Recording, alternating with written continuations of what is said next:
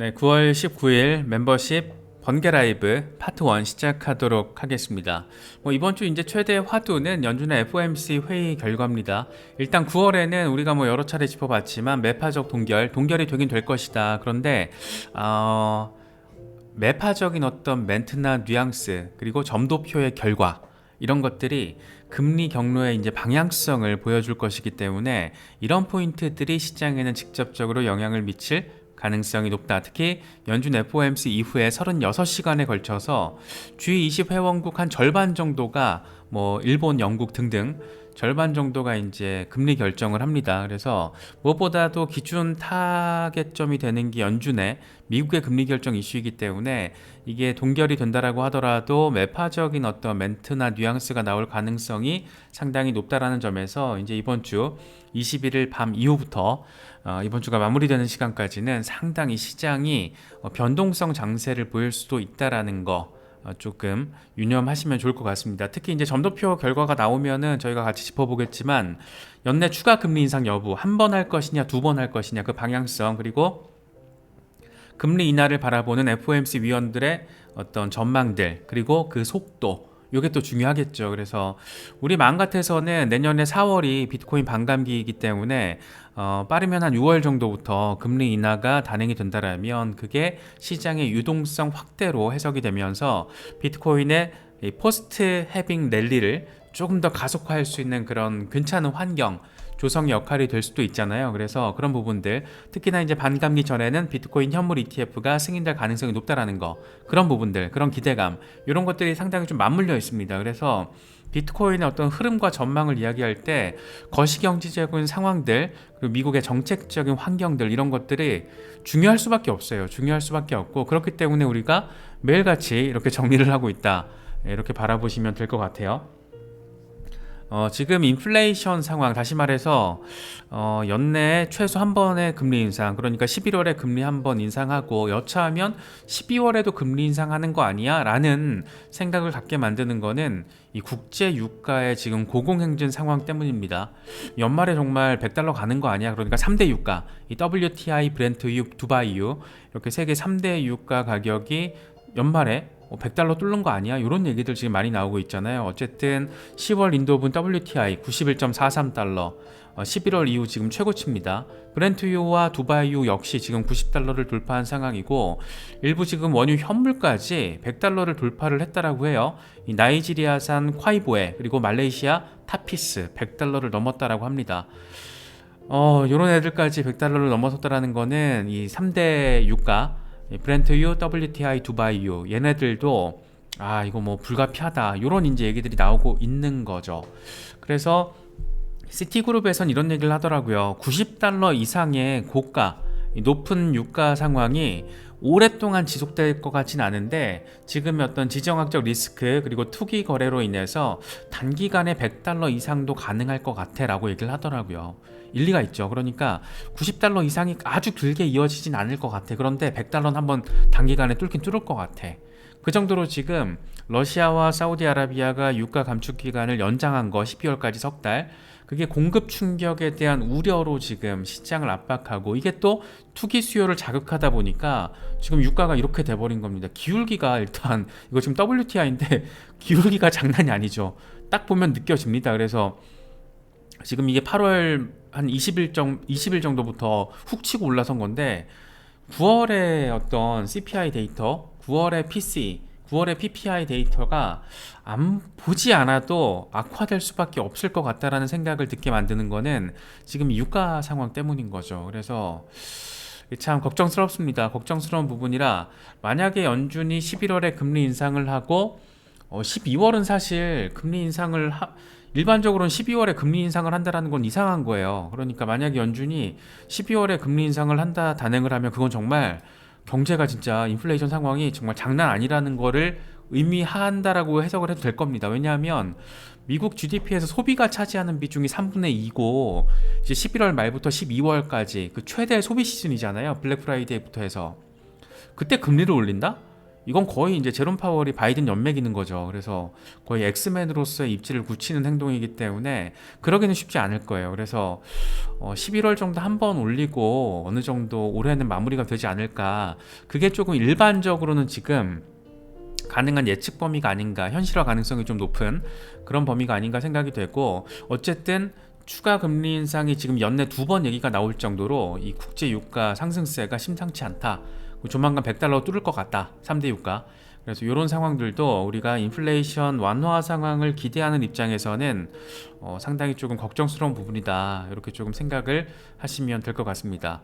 비트코인 같은 경우에는 그래도 흐름이 좋아요. 27,000달러 돌파해주고 이 50일 단순이동 평균 뚫자마자 곧바로 강력 저항을 확인했었는데 곧장 하루 만에 또 이렇게 반등을 해줬습니다. 그래서 지금 27,200달러 부근에 50일 단순이동 평균이 자리하고 있는데 여기까지는 좀 지지를 확인해 줘야지 28,000달러 위로 내다볼 수 있는 상황이다. 이렇게 좀 러프하게 정리가 가능하고, 일단 곰 세력의 저항이 예상이 된다라고 라켓 우페데이가 얘기했고 그렇게 좀 벌어졌지만 어쨌든 24,800달러로 빠지는 것 대신에 지금은 저항 맞고 반등을 해줬죠. 그러니까 흐름 자체가 기술적으로는 잘 진행되고 있는 겁니다. 그래서 이런 흐름이 지금 순조롭게 이어진다라면 28,100달러 돌파 이후에는 30,000달러에서 31,000달러까지 내다볼 수 있다. 이런 얘기 지금 하고 있는 거죠. 렉트 캐피탈 얘기도 재밌어요. 사실 2019년과 2021년에 프랙탈이 반복될 경우에는 이번에 지금 이 프랙탈 얘기하는 거죠. 반등 저항 맞고 빠졌다가 지지받고 랠리,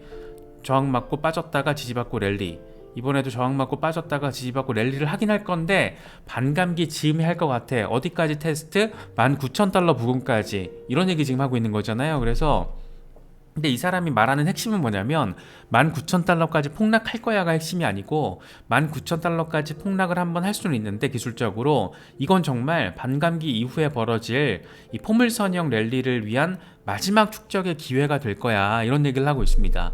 그러면서 또 하는 얘기가 지금 비트코인의 흐름이 요 얘기를 하고 난 뒤에 비트코인이 한 번 더 반등을 해준 거예요. 그래서 이때 하는 얘기가 지금 보라색 선, 이게 지금 50주 지수이동 평균이고 이 녹색 선이 21주 지수이동 평균인 거거든요. 그래서 보라색 선을 넘어선 상황이고, 이거 지금 위클리 차트 넘어선 상황에서 이번 주에 녹색 선 21주 지수이동 평균까지 돌파를 해주고 여기서 지지를 확인해 준다라면 올라갈 수 있다라는 거죠.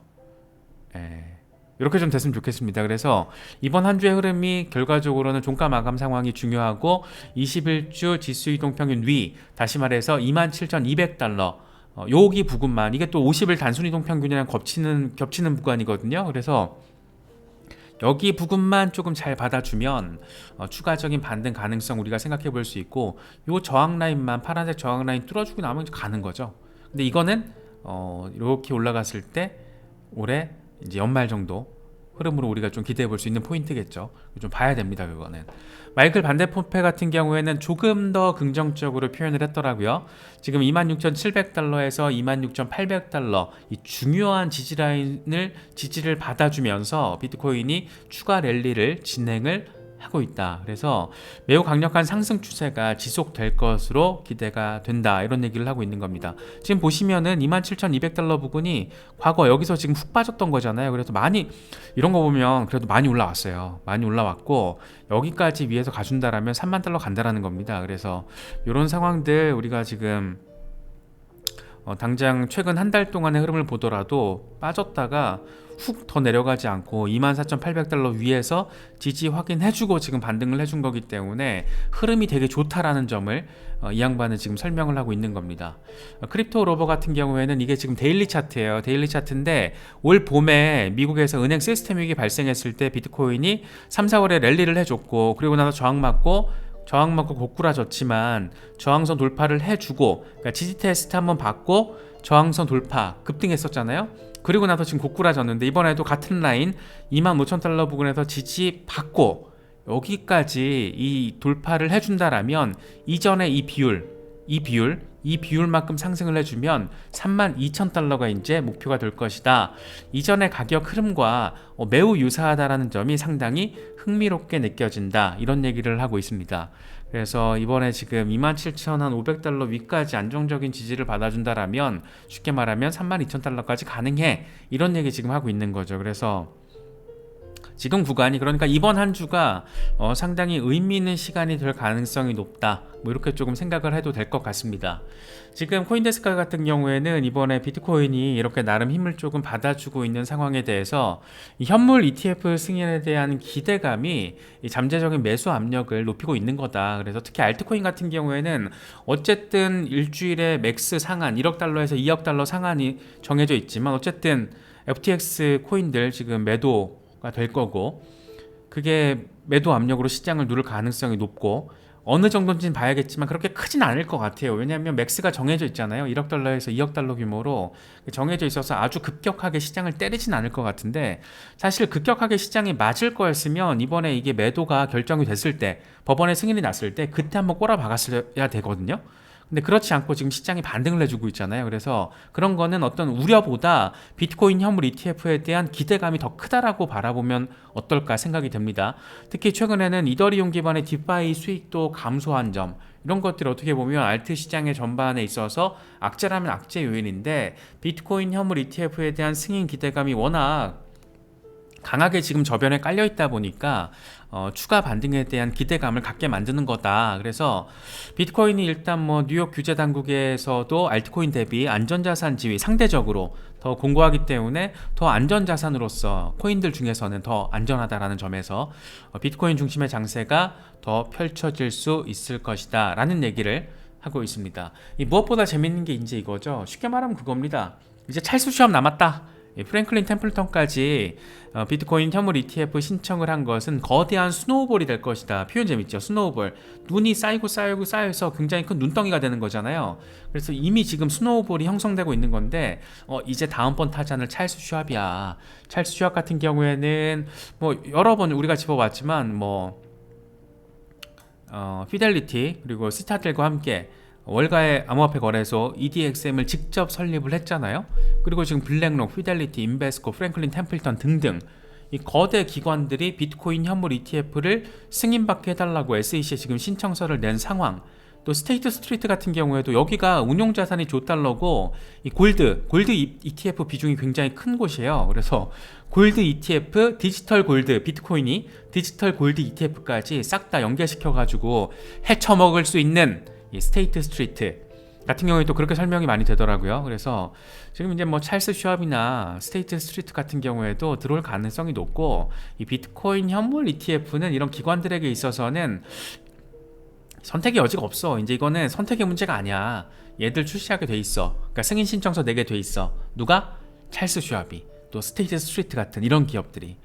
재밌는 포인트죠. 그래서 거대 기관들이 다 들어올 가능성에 대해서 지금 이야기를 하고 있는 겁니다. 남들 다 이걸로 돈 벌어먹고 있는데 예를 들어서 뭐 찰스 슈왑 같이 찰스 슈왑 계열사인 그 찰스 슈왑 에셋 매니지먼트 같은 경우에는 크립토 ETF도 이미 출시한 게 있어요. 크립토 연계 ETF. 그래서 이미 이 시장에 굉장히 직접적으로 들어와서 하다가 거래소까지 만드는데 돈을 냈잖아요. 그래서 찰스 슈왑도 이미 베팅을 한 겁니다. 베팅을 한 거고 그 기대감이 깔려있기 때문에 지금 거시경제 환경이 굉장히 어수선한데도 불구하고 비트코인이 지금 이 기대감을 슬슬 이제 흡수하기 시작했다. 뭐 이렇게도 바라볼 수 있지 않을까 생각이 듭니다. 이거는 지금 사이클마다 똑같은 형태가 지속적으로 반복이 되어 왔다라는 거예요. 고점 찍고 약세, 축적의 기간 그리고 반감기를 거치면서 강세 랠리 2014-17 사이클도 고점 찍고 약세 축적의 기간, 반감기 거치면서 랠리 18년, 21년 사이클도 고점 찍고 약세 폭락 축적 기간 갖고 반감기 거치면서 랠리 똑같다라는 겁니다. 이번에도 2021년에 11월에 5월 11월 고점 찍고 폭락 지금 축적 단계인데 아직 남았다라는 거죠. 몇 달 내년 4월까지 몇 달 남았고 이게 여기까지 고꾸라질 수도 있고 여기가 지금 2만 달러 부근이거든요. 고꾸라질 수도 있고 올라갈 수도 있는 거죠. 한 3만 5천 달러까지. 그래서 왔다 갔다 어디로 방향성이 될지 모르겠지만 결국에는 이전 사이클처럼 예를 들어서 직전 사이클 같은 경우에는 반감기 직전에 한번 쏟았잖아요. 쏟고 나서 곧장 랠리 반감기 거치면서 이번에 같은 경우에도 뭐 여기서부터 지지를 받고 랠리를 할지 아니면 잘 가다가 여기서 한번 쏟고 랠리가 이어질지 모르죠. 그것까지는 우리가 지금 예측하기는 어렵겠지만 어쨌든 지금까지 앞선 3번의 반감기 주기는 거의 동일한 양태를 보였다.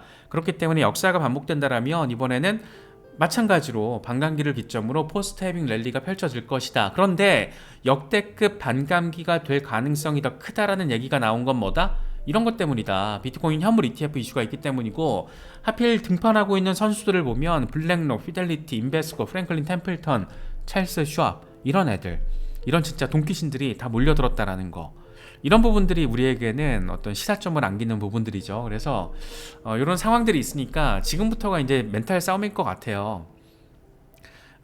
지금 반감기를 앞두고 저는 한번 분명히 더 털 거라고 바라보고 있거든요. 세력들은 개미들이 돈 버는 걸 원치 않아요. 늘 그래왔습니다. 이런 거 잘 가다가 고꾸라 버리잖아요. 회복하는 듯 하다가 털어버리잖아요. 예. 털고 올리고 터는 척 하다가 올려버리고 늘 그래왔기 때문에 아마 이번에도 한 번 정도는 더 털릴 수도 있지 않을까. 그런데 그렇지 않을 수도 있어요. 왜냐하면 이런 이슈가 있어서, 너무 강력한 지금 개미들의 어떤 심리를 자극할 만한 이슈가 있기 때문에 어떻게 될지는 좀 봐야겠지만 한 번 더 털리더라도 이상하진 않다. 그러니까 위크핸드들을 한 번 더 털고 물량 손바뀜이 한 번 일어나더라도 전혀 이상하지 않다. 뭐 이렇게도 생각을 해볼 수 있을 것 같아요. 그래서 진짜 이제 9월 마치고 4분기로 접어들게 되면 그때부터는 정말 이제 멘탈 싸움인 거고, 또 멘탈 관리는 또 우리가 잘하잖아요. 우리끼리 또 으쌰으쌰하면서 잘하는 거니까 이런 부분들 또 잘 참고하시면은 내년 4월까지 버텨낼 힘을 우리가 만들어낼 수 있지 않을까 생각됩니다.